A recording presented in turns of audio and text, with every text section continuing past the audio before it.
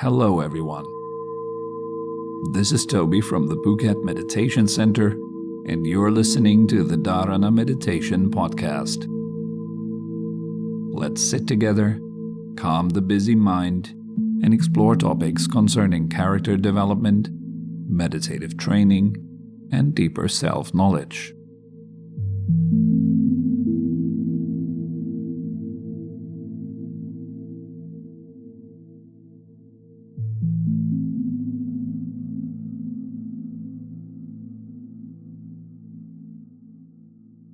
Let's sit upright, the head suspended from above, the body relaxed at ease.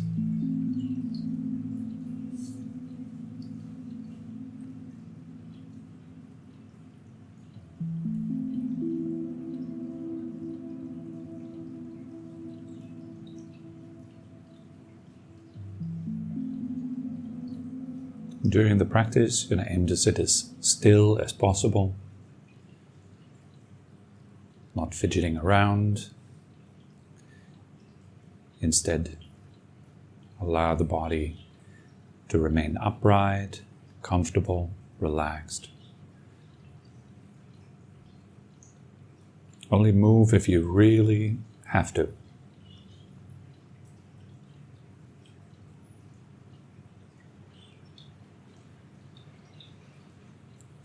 We breathe comfortably so that it feels good.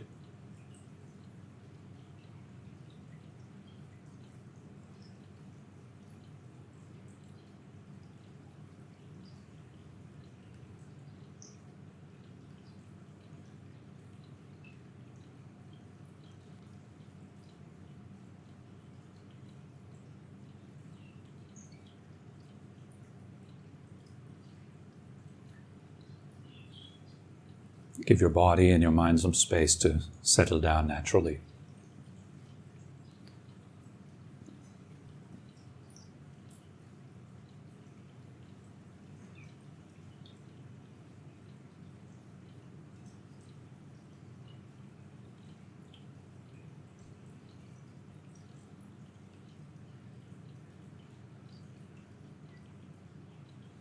This means sit here and allow everything to be just as it is.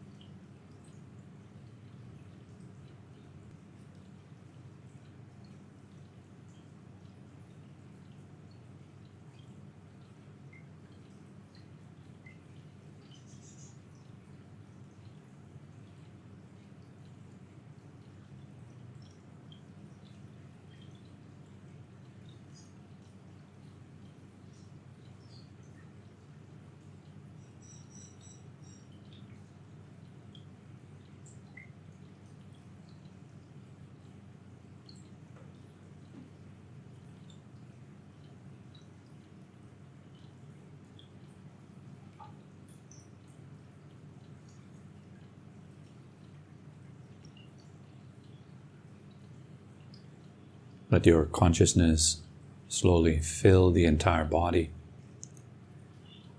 feeling the body as you breathe in, and notice how it settles down ever so slightly as you breathe out.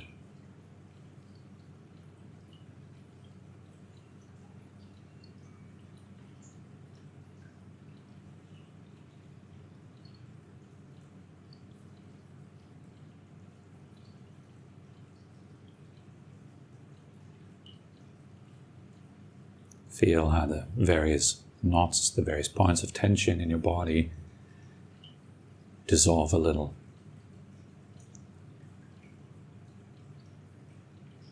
Every time you exhale.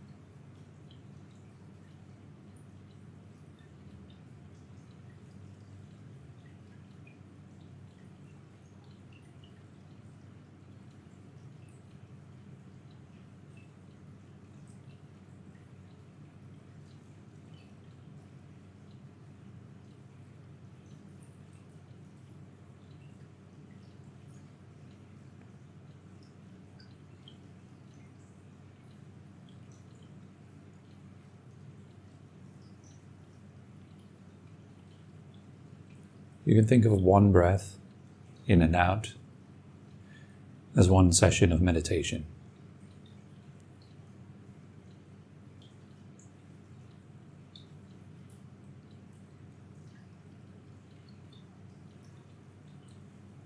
And you're starting new with each breath.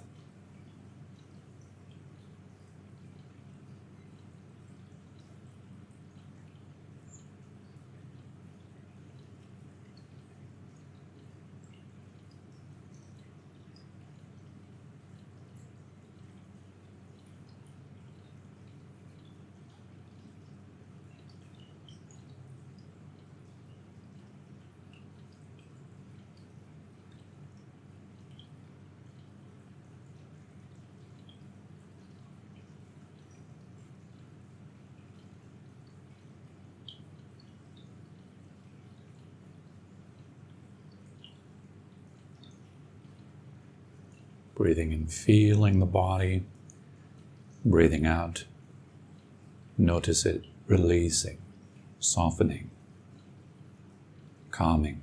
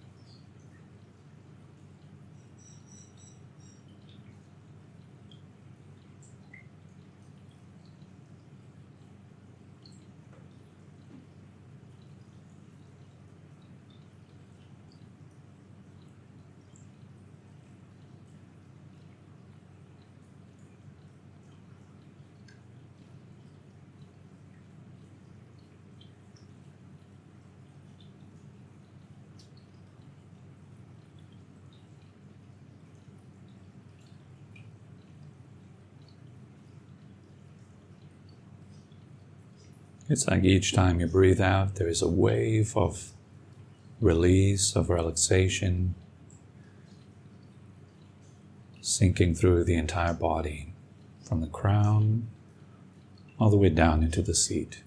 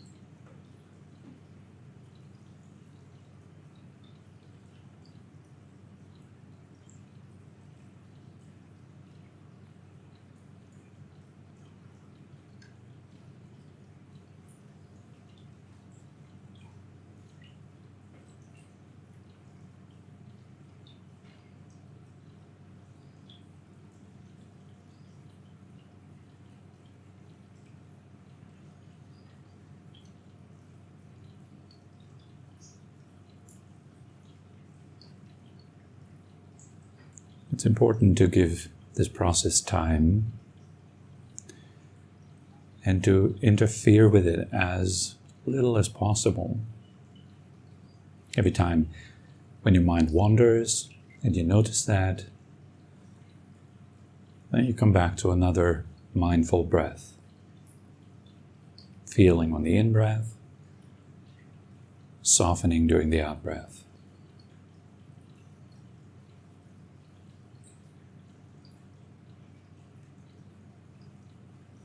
And incorporate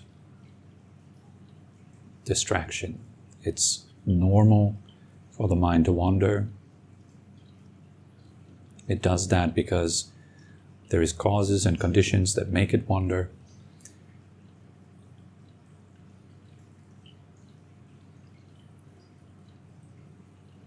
It's important that you just recognize that and then return.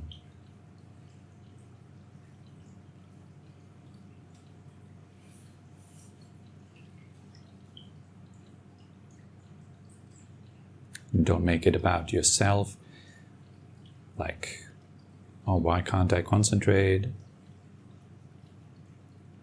What's wrong with me? It's just the nature of the mind to move.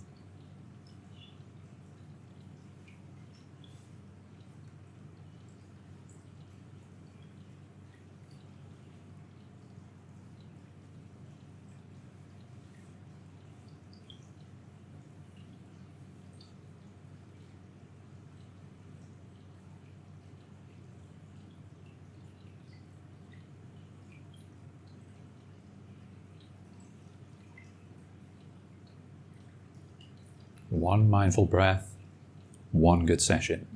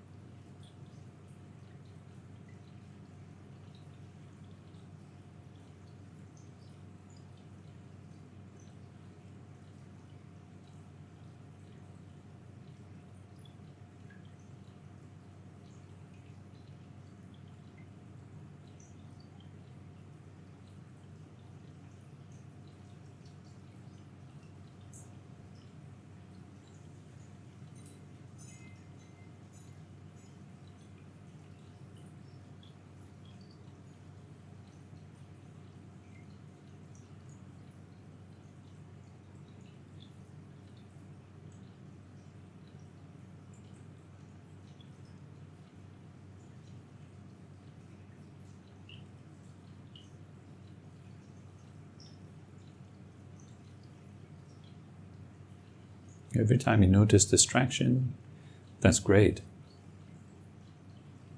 Every time you come back to the breath, that's really good. Every time you're able to maintain the breath in mind, to keep it in mind, that's really good too.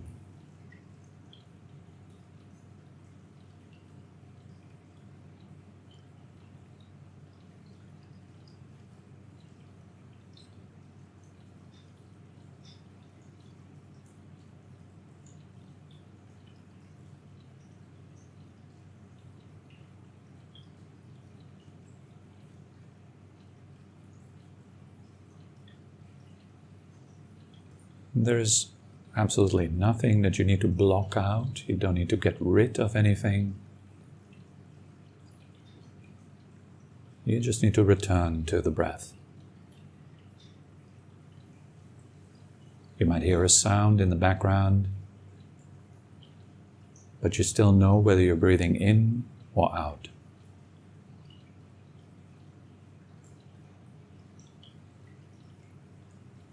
There might be thoughts floating through your mind, but you still know whether you're breathing in or out.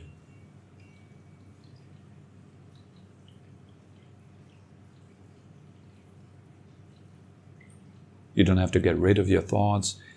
before you can focus on your breath. You just bring the breath into the foreground and let everything else blur out in the background.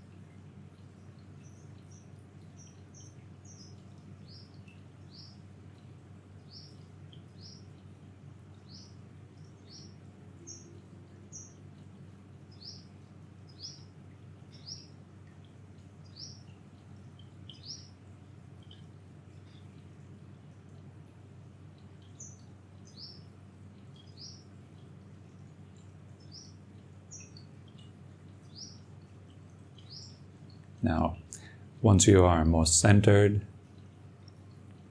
the mind is a bit more stable. I want you to notice the soundscape around you,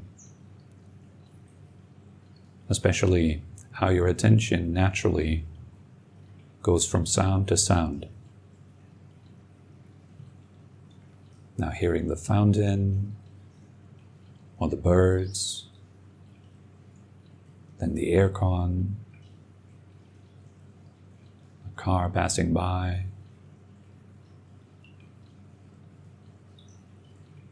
the rustling of the clothes when someone moves.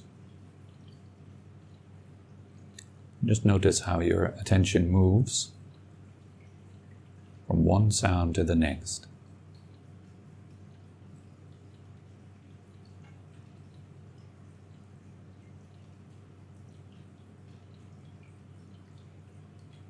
We don't control the attention. We don't try to focus on one particular sound.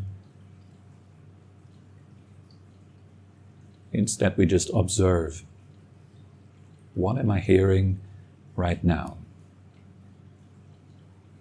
What about now? What about now?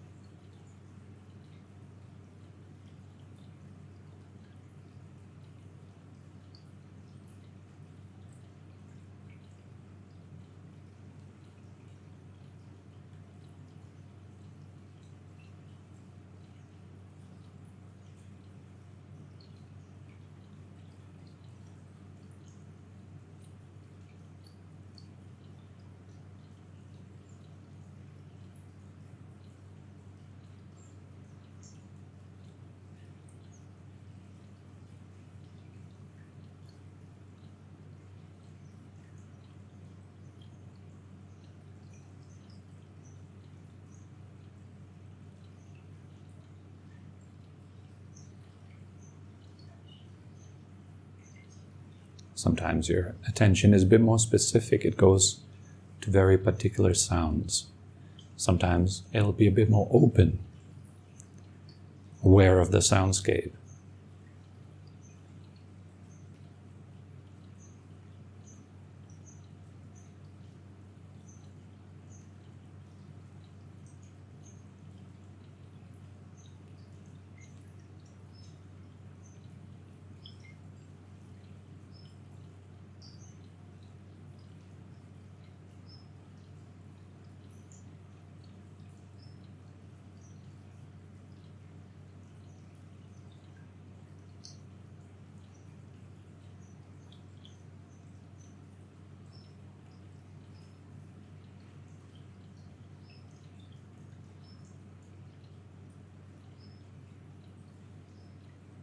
So we let go of any kind of doing, trying. The key is to just hear.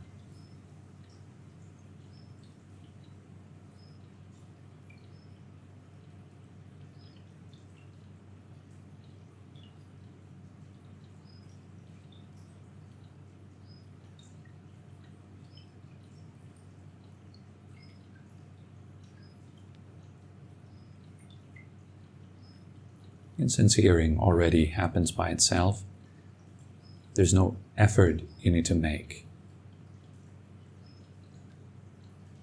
It's just the recognition.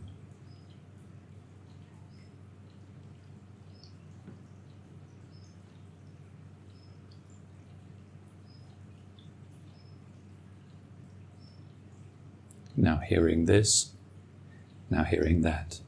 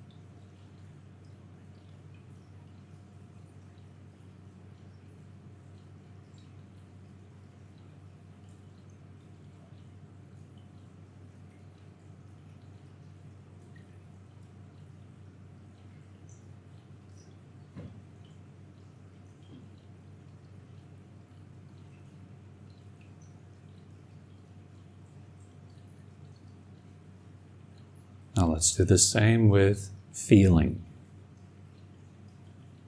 And just like with the soundscape, you'll find that your attention moves effortlessly from feeling to feeling. Browsing through the body.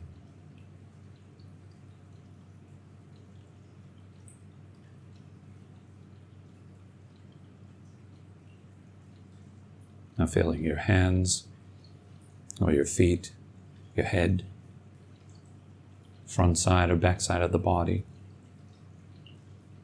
Movements that go up and down from the left to the right.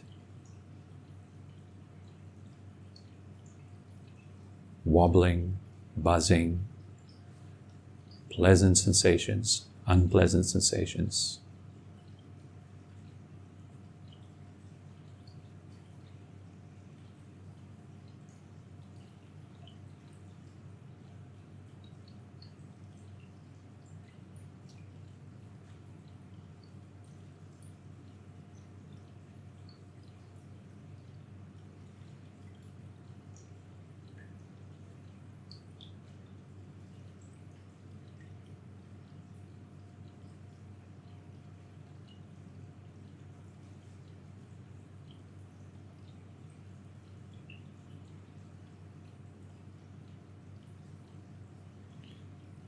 Again, the emphasis here is on simply just experiencing.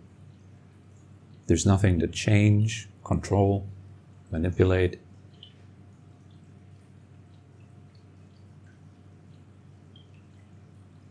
All you do is just feel.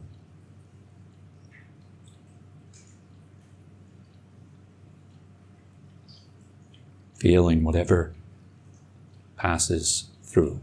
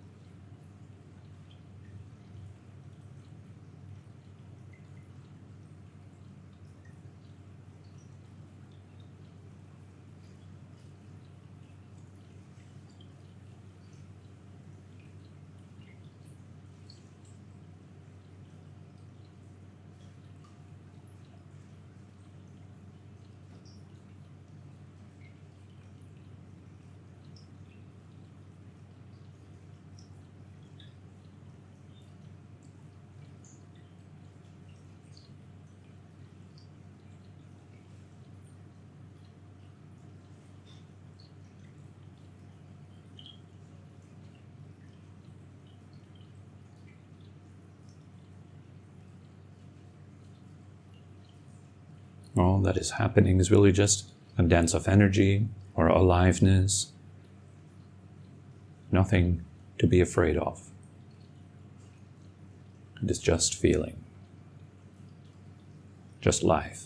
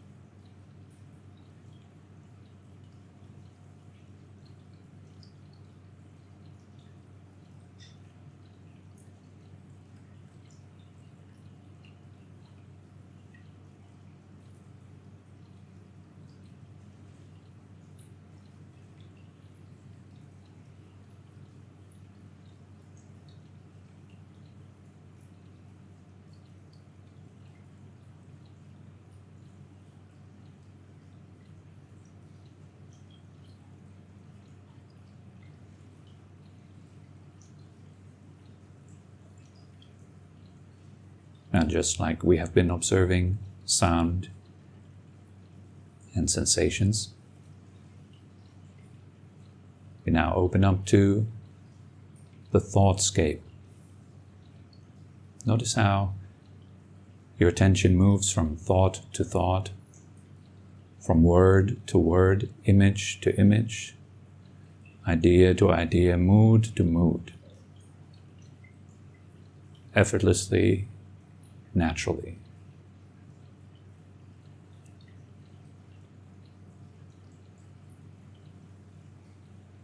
And just like with sound or sensations, there's nothing to change or control. That's just the activity of life.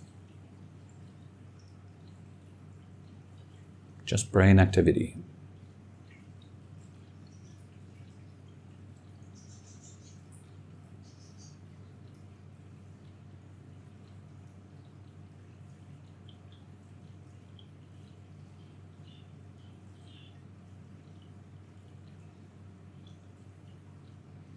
There's no thoughts you need to get rid of, as thoughts get rid of themselves. All you need to do is watch that process. Once a thought has arisen, it already begins to fade, giving way for another thought to arise, another word, another image, another idea, another mood.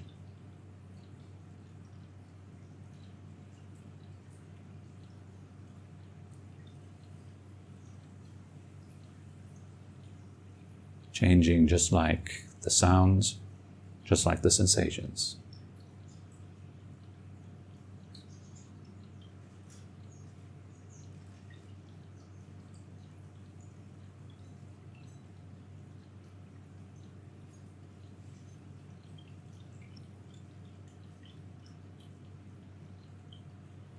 Give your mind complete freedom, liberated from control, from your demands. Let it be free.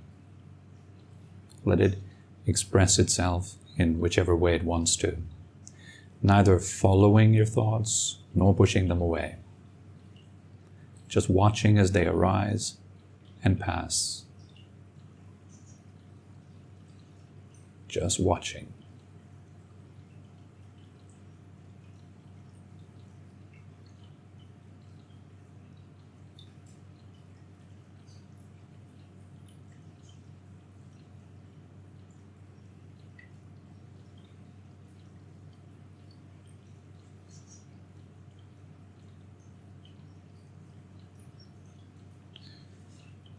Now, some spiritual teachers have said, the seeing is the doing.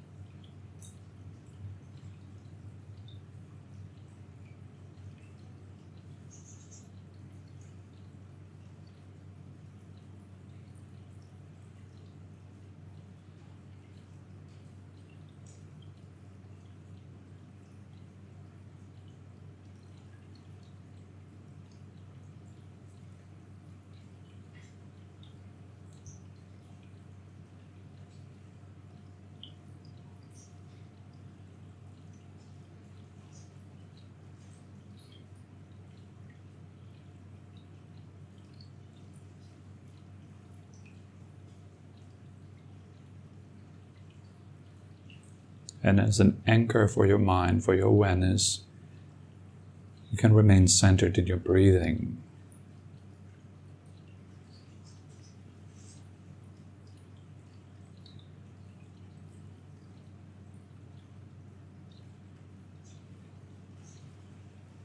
And slowly come back, open your eyes, and stretch your body a little bit.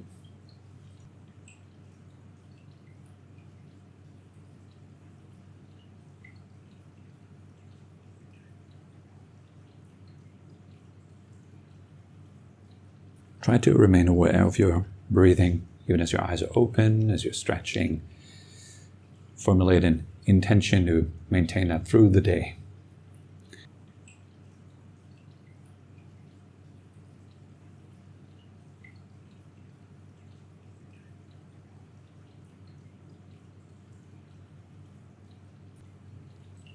Good morning, everyone. So today's topic is going to be about thoughts, precisely as to how to stop thinking, because there is plenty of confusion around this topic. There's some people who would teach that thoughts cannot be stopped. That is a mistake. Thoughts can be stopped. It might be the case that for them it's not possible to stop them, so they teach that it's not possible to stop them.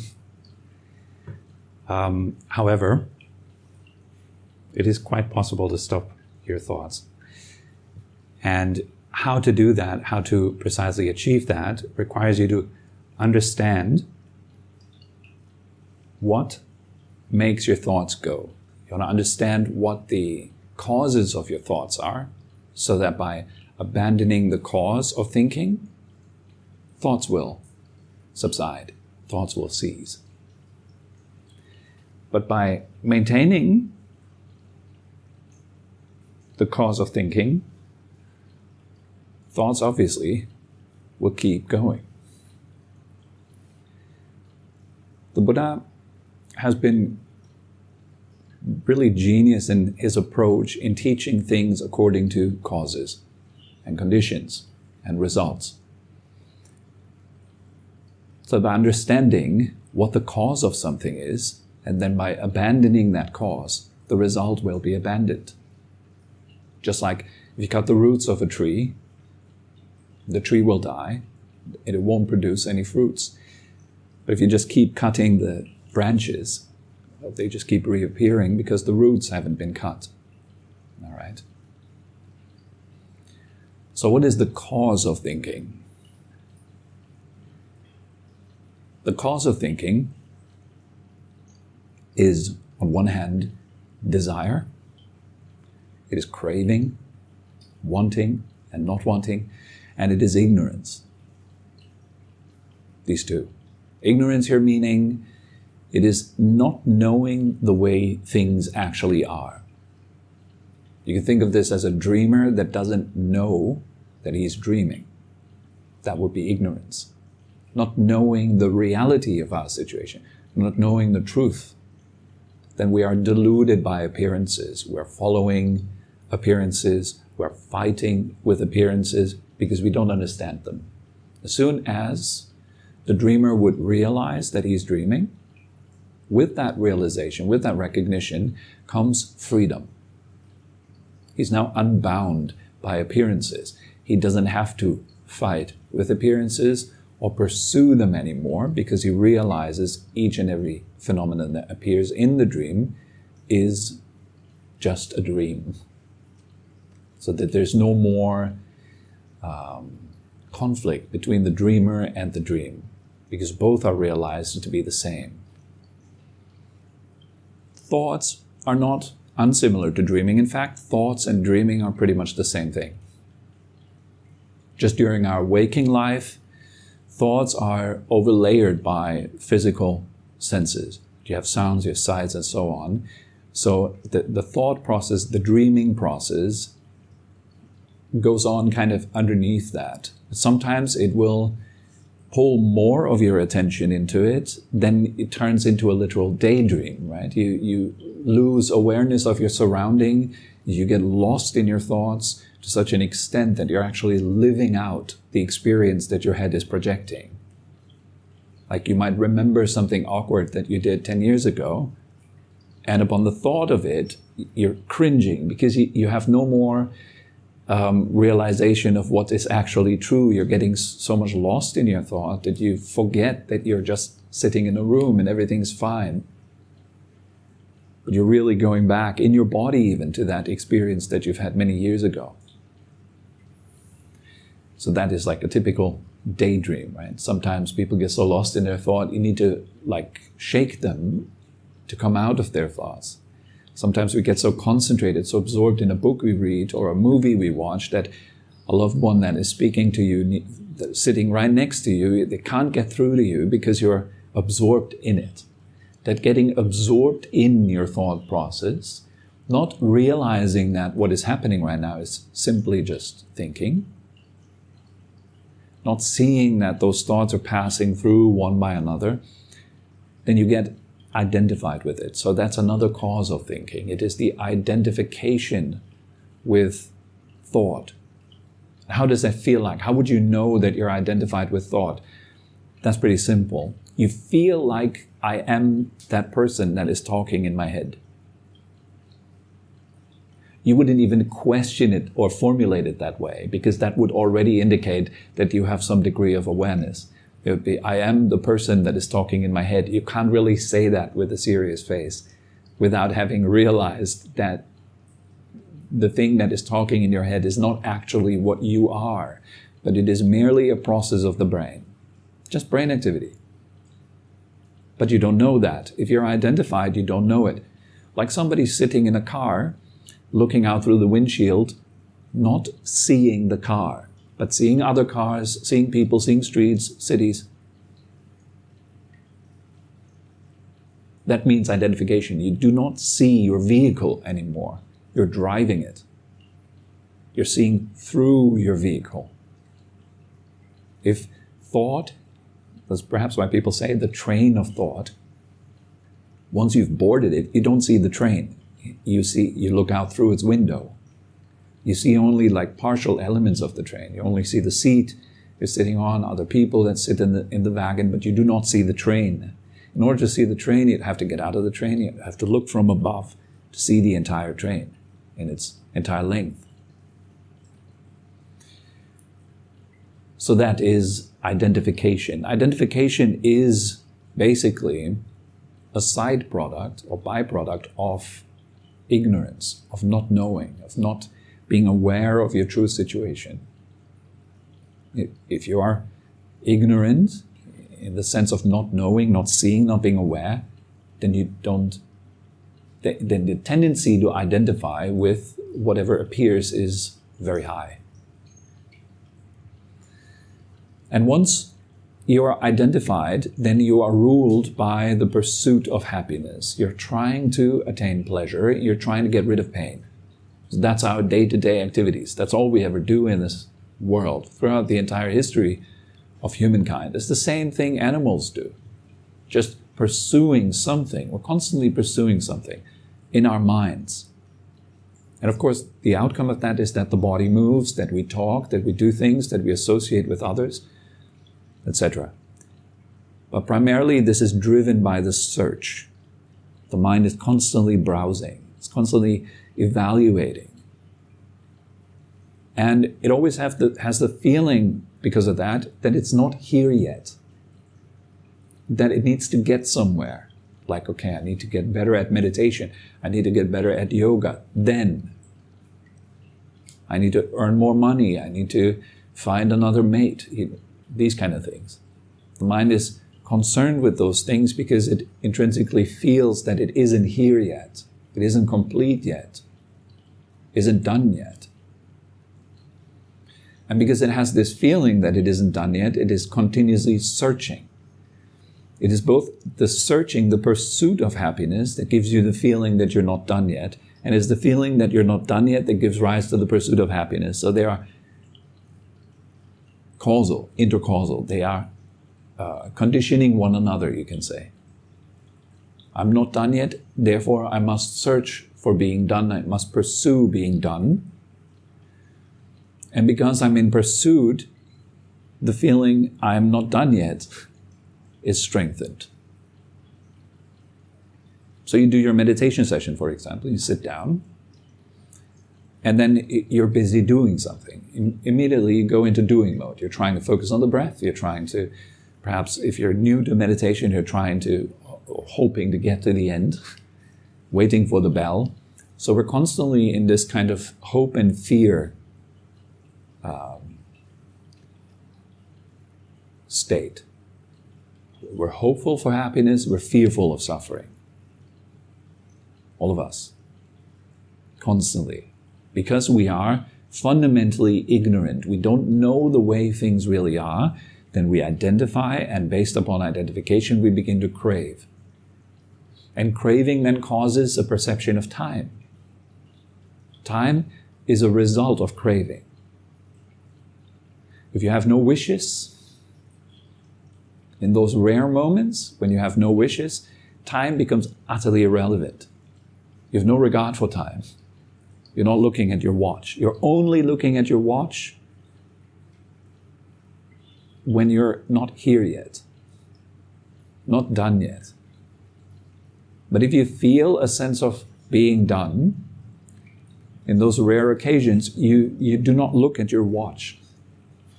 That instinct to look at your watch, to check the time, and to think in terms of time is a result of hope and fear.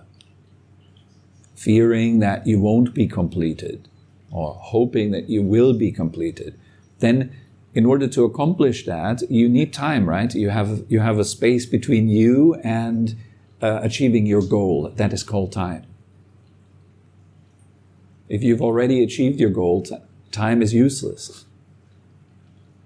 In that moment, it doesn't matter. Observe that for yourselves, please. As you go back home and you engage with your daily activities, observe that. When is it that time feels very heavy on you? And when is it that time feels very light? And when is it that time doesn't exist for you? You'll have each of those periods throughout every day of your life. Sometimes time becomes very important. And notice that when time is very important, stress is also very high. So the Buddha says that craving is the cause of suffering. It's the cause of stress. And it's also the cause of time. So you can see how they are related in your own experience. This is not some high-level kind of truth that can only be discovered if your mind has been rarefied or it's become very, very subtle through extensive meditation practice, but you can directly observe that in your day-to-day life. Right now, time is really important, so I feel a lot of pressure because I have a lot of craving.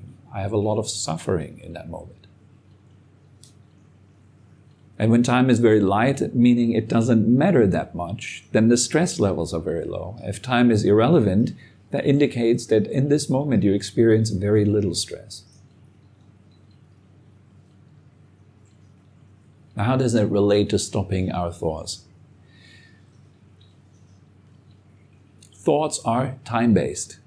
Thinking is almost always about something in time. It's almost always about something that is not happening right this moment, right this second, this millisecond. You couldn't think about things that happen right this millisecond, right? There's nothing much to think about. It's too fast. It changes too fast, so you can't even formulate words. There is already another thing happening.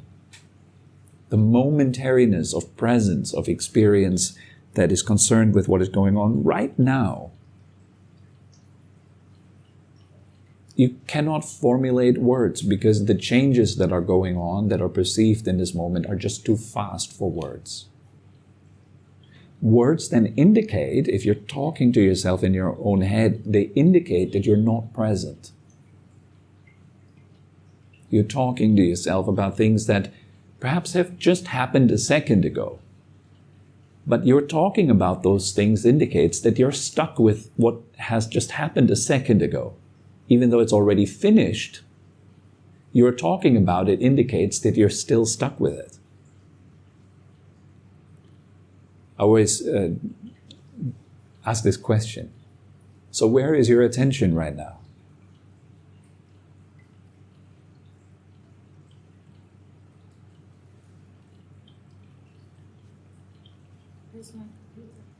With your computer.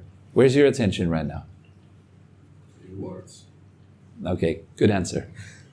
That's what I wanted. This is also what most people really would say, as with your words. And thanks for helping me setting up this kind of little example. When I ask, where is your attention right now? After saying the word now, I become silent, right?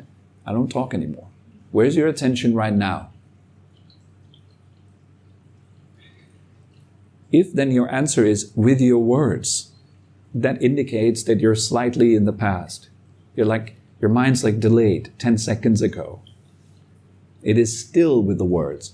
Maybe the cat outside is fighting, as it just happened in our guided meditation. Cats are fighting, you get a bit of a shock because it's a loud sound, and you become a little concerned. Once the sound dies down, your mind lingers on that, doesn't it? It kind of stays for a while with it. It takes some time for your mind to release that. That indicates you're not fully present. Where is your attention right now? Aircon, fan, me, seeing, hearing, feeling. That is real time. I know where my attention is right now, in real time, and how it naturally moves from object to object throughout the 6 senses. If you know this process in real time, there is no room for thought. There's no room for stories. You become like a mirror. A mirror reflects what's in front of it without adding anything onto it. It doesn't add any stories to it. So you become acutely aware of what is real versus what is not.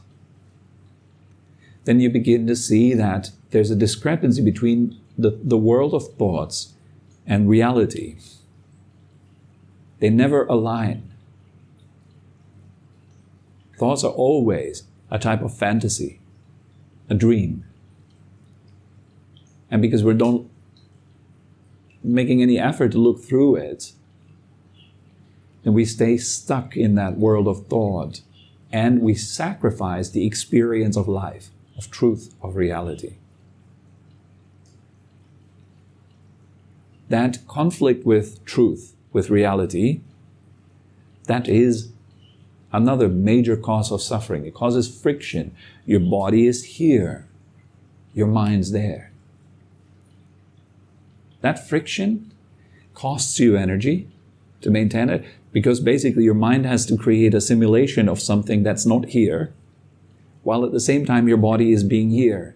That costs you a lot of energy. Brain activity is one of the main consumers of energy in your body.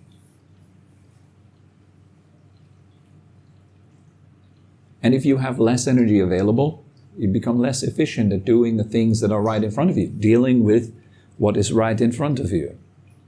And your mind is somewhere else. You're dealing with a fiction, an untruth. Just like a fighter that goes into the ring needs to be fully present in order to deal exactly with what's in front of him. So in the same way, life demands you to be fully present so you can deal exactly with what is in front of you, not with what is not in front of you. Because the problem with things that are not in front of you, you actually cannot deal with them.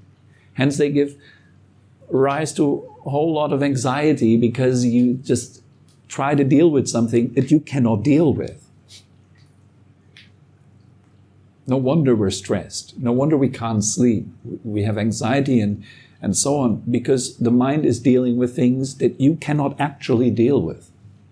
I cannot I cannot deal with what I'm going to do tomorrow at 10 a.m. But by thinking about it and by going through various scenarios, I'm always left with an uncertainty because I don't know how it's actually going to be.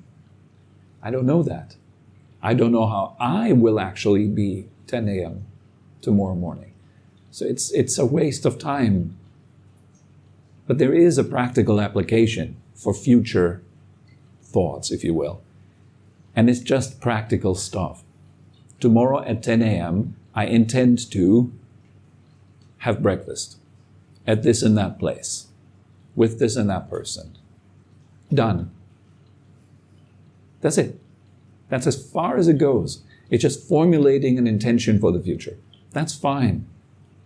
But then all the worries around it, they are unnecessary. Will the breakfast be delicious? Will it be average? Will I get food poisoning? Will the person I'll be with be pleasant or unpleasant? These are all unknowns. We're just wasting time thinking about those things. Irrelevant. Most of our thoughts, I would say, are completely irrelevant, unnecessary, impractical, just noise, background noise. But you be the judge. Look at your own thoughts. If you were to write down every single word that comes in your mind throughout an hour or an entire day, would it be worth reading at the end of the day? Do you still remember all the thoughts that you've had from the moment you woke up until the moment you go to sleep? Do you still remember the entire process? Even what you thought about the last hour, from minute to minute, second to second, you still remember? See, that's how important it is. That's how relevant it is. It's not relevant. So, I could say, well, release your thoughts. You don't really need them. It's a fear-based construct that tells you basically you need the voice in your head to understand what life is and to understand how to not suffer and to understand how to act well, how to become happy. In reality, that noise is what is between you and happiness. It's one of the major walls that block you from actually experiencing aliveness, from actually experiencing happiness, is that layer of noise. And so during meditation practice, we aim to let go of thought. Now that little word, let go, is often misunderstood. People, when they hear such words, they think in their own minds it's translated as to get rid of. Yeah, it's very common.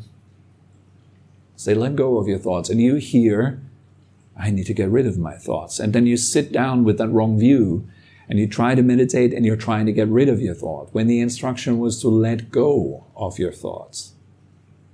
Not box them out of your head, push them away, block them out.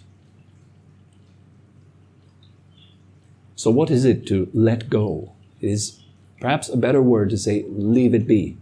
Why would I leave my thoughts be? And what does that imply to leave them be? First of all, what does it imply? It implies that you neither follow them nor fight with them. Both is incorrect. You don't want to suppress your thoughts and you don't want to express your thoughts. Both is incorrect. Some people say you got to express what you feel and what you think. Others say you need to suppress it. Be disciplined. Both is incorrect. There's a middle way in between, neither suppressing nor expressing. And it is in seeing very clearly what is for what it is. Meaning you see your thought process as simply just a thought process. Brain activity. What's the issue with brain activity? Is there an issue with it? Is there a problem with the brain being active? How about liver activity? Or lung activity, heart activity? Is that any problem? Why would the brain be different? It's just another physical activity, is it not? What's the issue with that? Why obsess over it? Oh, I still have thoughts, meaning I'm trying to get rid of them. Because we're so presently aware of thoughts, whereas we're not really aware of heart activity or liver activity. Yes. You could be. You could be, though. When people become aware of their heart activity, a lot of them tend to freak out. It's just that we're not paying attention usually, but if you do, suddenly you begin to feel uneasy because you understand, oh, that thing which goes boom, boom, boom, boom, is in charge of my life. This is like, my life depends on this muscle. And a lot of people become uneasy with that, like hearing their heart, feeling their heart. There's an unease to it because you're suddenly aware of your fragility. But is it actually a problem? Is heart activity per se a problem? Is brain activity per se a problem? If you were truly aware of it, without craving, without hope or fear, then you see, well, it's just life, is it not? Do I need to be afraid of life? Brain activity is life activity. Do I need to get rid of that? No, of course not. And if you try to get rid of it, you're actually keeping it alive. Your resistance or your identification with it keeps it going. Your seeing of it allows it to fade. Because as you see it very clearly for a while, then you will notice, well, it's just words and feelings and images. It's just feeling. It's just thinking. And you will see that one thought is followed by the next. One image is followed by the next. And as you see that and you're sustaining that seeing, more and more you will lose interest. It's just noise. And more as you lose your interest as well, you're losing fear of it because you see it's just life. It's just an activity that goes on. One followed by the next, followed by the next, followed by the next. You become like somebody that is watching a movie knowing that it's a movie. The more you're watching your thoughts, the more you realize it's a really bad movie, actually. It's not really well done. It's not all that convincing. The actor is pretty bad. The special effects are pretty bad. So as you see that very clearly, you're not as identified with the movie. You're not losing yourself in it. You're not becoming an actor yourself. Yeah. But then it's quite boring. Boredom is another thought. You're not watching it yet. You're caught in your boredom. You need to, just as the other states that come and go, watch it. Don't be it. Yes. In the beginning it is. Because we don't know how to step back and watch. That is the skill that we need to learn. If you can step back and watch and you become more and more adept in that, and after a while you will be able to watch even the most subtle states that you previously have been identified with. But in the beginning you can't. In the beginning there's many layers beneath, and once you let go of one layer, you just drop into the next. And you start identifying. So you'd have to train this. It's a training. Until you're not caught up with anything. Your entire self becomes your object. Your body and mind, all processes appear as an object to you. There's no more feeling of, this is me, this is mine. Then there is an ending of thought because it needs you to be identified with it to drive. Like the car needs a driver. It's always just like pulls me back into it, knowing. Yes. Your knowing collapses. Yeah. You're aware, and then your awareness collapses. You become unconscious again. Yeah. Without even realizing it. Yes, exactly. Yeah. If you were to realize it, it would indicate you're conscious. But you're not realizing it. That's the falling into unconsciousness all the time, over and over again. Ignorance. And it's such a powerful habit, ignorance. And craving based upon it, and identification. Such powerful habits. Think of a beginningless time of having cultivated that persistently. And now we're here, like, for the first time in our lives sometimes, just noticing. Many people, they've never ever, even once, noticed that the thought process in their own heads can be observed. Oh, those thoughts are not me. They are just a process. And that is revolutionary. So there's two ways to look at this. One is, oh my God, so many layers of ignorance. Is that encouraging or disheartening? How about, oh wow, I'm awake right now. This is good. Encouraging or disheartening? Encouraging. Focus on that.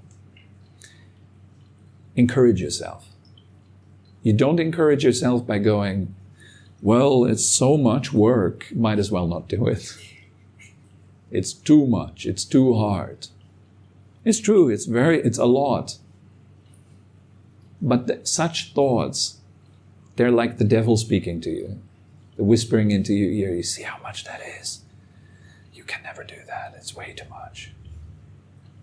You need to learn to hear that and then understand, that voice, that is the devil whispering into your ear, discouraging you. You need encouragement. That's why Sangha or community is so important. And together we're encouraging each other. Every little moment in which you step out of your dream of thinking and you become lucid, an observer, you become aware, is absolutely brilliant. It's fantastic. All the Buddhas that exist would rejoice in that moment. All the masters would clap. That's it, right there. That's the spirit. Because you're doing exactly that one thing that is leading to liberation from suffering. And we don't mind if you're doing it only for a second. That doesn't matter. Time is irrelevant. Quality is everything.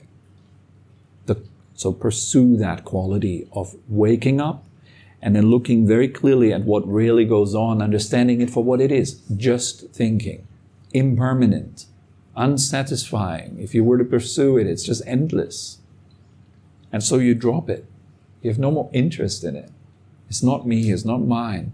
It's just processes of life. So you train yourself like this over and over and over. Not just when you sit, but throughout the day. And then you will have situations where this is more easy, and you will have situations where this is really difficult. Like when someone pulls in your heartstring. Get the call from family. People blame you or something like this. And it's really difficult to step back and watch and release, let go, and then react appropriately to the moment, whatever it demands of you. But that's the training, yeah. All right?